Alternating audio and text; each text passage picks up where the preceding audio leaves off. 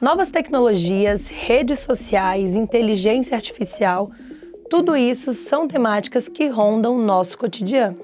Hoje é quase impossível imaginar viver sem essas ferramentas nos auxiliando desde a troca de mensagens com alguém até o pagamento dos famigerados boletos. Porém, a mesma facilidade de exposição que nós, adultos, temos, as crianças também têm. E nessa fase da vida, isso nem sempre é positivo.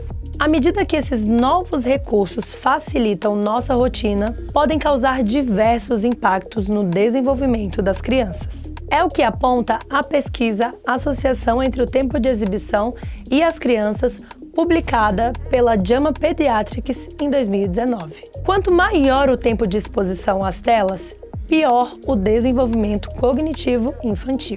A professora Ana Lúcia Araújo é pedagoga e doutora pela Universidade Federal da Bahia no programa de doutorado em difusão do conhecimento. Ela desenvolve pesquisas na área da tecnologia e primeira infância e demonstra preocupação com o uso massivo de telas em suas mais diversas formas. O digital não é chupeta, o digital não é acolhimento, né? O que acolhe é o nosso olhar, a nossa fala, o nosso toque, né? O nosso carinho. Então, assim, infelizmente, algumas pessoas utilizam as telas, esse aparato, que é só um suporte, né? De algo de forma equivocada, né? Porque vê isso aqui como passatempo. Passatempo é a criança brincar, passatempo é a criança interagir, né, com esses 6 primeiros anos de vida, que é a primeira infância, reverbera para toda a etapa da vida. Às vezes você pode até não ter as consequências agora, mas você pode ter as consequências depois, né? De depressão, ansiedade, ideação suicida. Por quê? Porque não teve esse controle, né? Não teve esse limite, não se relacionou, não aprendeu a ser frustrado, não aprendeu a negociar, não aprendeu a se colocar com o outro presencialmente. Trabalhar com telas na educação infantil tem que ser o tempo mais restrito possível e dentro de uma proposta, de um projeto pedagógico do professor trabalhando, por exemplo. Quando você trabalha o mar e toda a vida marinha que existe lá, né? Tem certos animais que não tem aqui no contexto aqui de Salvador. Aí você pega essa imagem, como eu já trabalhei. As crianças não conhecem ursos polares. E aí eu apresentei para eles os pinguins, os ursos polares, né? Então cabe ao professor usar estratégias. Então o mundo virtual, a realidade virtual, ela tem essa facilidade, sabe, de transpor fronteiras. A professora também põe em perspectiva as diferentes realidades sociais, em especial aos recortes de raça e classe, pontos cruciais que determinam ou limitam o acesso às redes.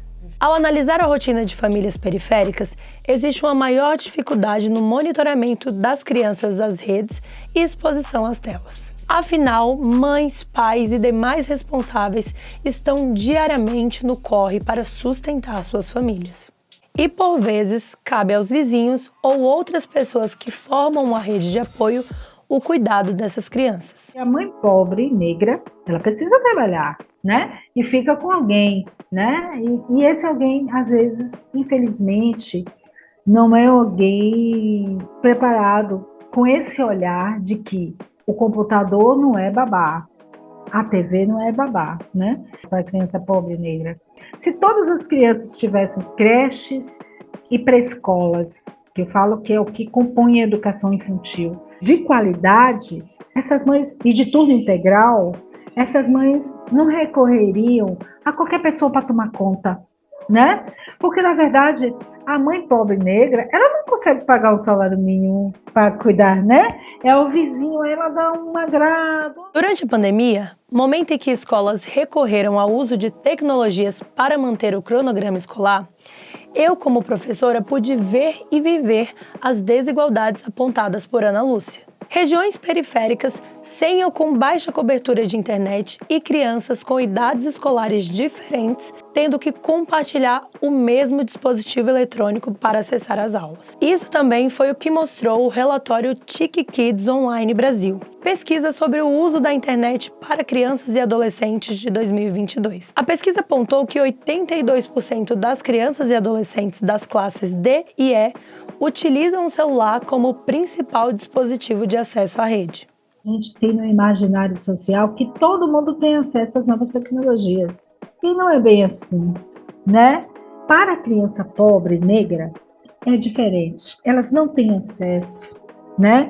Para as crianças burguesas, brancas, talvez esse acesso seja realmente mais massificado.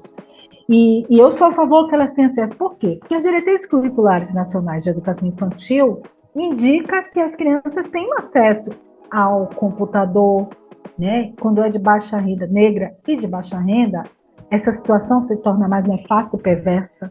Então, assim, mas tem que ter acesso imediato. Em setembro de 2024, o debate sobre o uso de dispositivos móveis em sala de aula foi intensificado, com um projeto de lei em desenvolvimento pelo Ministério da Educação, o qual proíbe o uso de celulares em escolas públicas e privadas. No debate, há quem seja favorável à medida e aqueles que a refutam. Seja como for, é de extrema importância avaliar quanto tempo de exposição e o tipo de conteúdo consumido pelas crianças.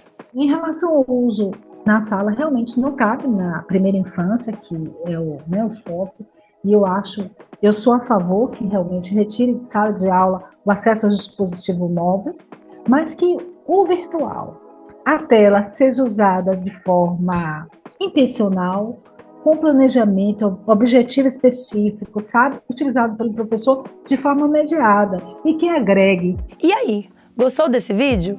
Comenta aqui o que você pensa sobre o uso de tecnologias na primeira infância. Continue acompanhando nosso conteúdo sobre primeira infância no podcast Alma Pretinha, que foi lançado junto com esse vídeo. Nele, conversamos sobre infâncias de crianças neurodivergentes. Procure o Papo Preto em sua plataforma de áudio favorita e continue essa conversa com a gente. Até mais!